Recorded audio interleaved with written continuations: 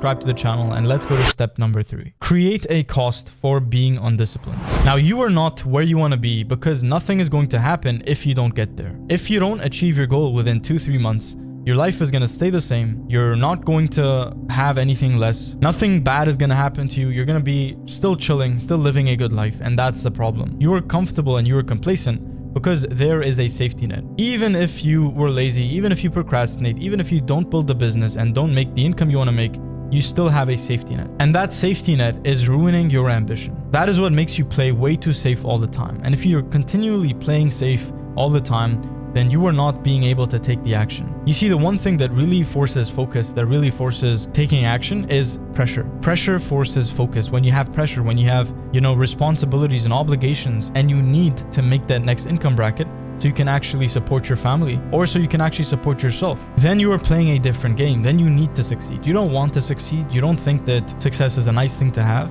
It is a must-have. It is a necessity, and that is where focus comes in. Because nothing will happen if you fail. Like if you fail, the worst case scenario is that you just get a job like everybody else. You get a 9-to-5. You can always be a cashier. You can always work at the supermarket. You can always work anywhere. The job is always going to be waiting for you, but that's the problem. You have a safety net. You know that if everything goes south, then you can still live a decent life. But you need to transform your mindset and shift it so that you start seeing your goals not as a nice to have, but as a must have. Like, if I don't get to my goals, if I don't make the money that I want to make, if I don't have the physique that I need to have, then my life is going to be ruined. That's how you should see your goals, not as, a nice to have, but as a absolute priority. If nothing is on the line, then you're just going to be roaming. You're just going to be floating around with no direction and no guidance. You know that feeling when it's the last game, the last point of the match, and you need to score. You need to win. It's the last of the last. That's when adrenaline comes in. That's when you're fully focused, you're fully locked in. So you need to simulate that exact circumstance for yourself.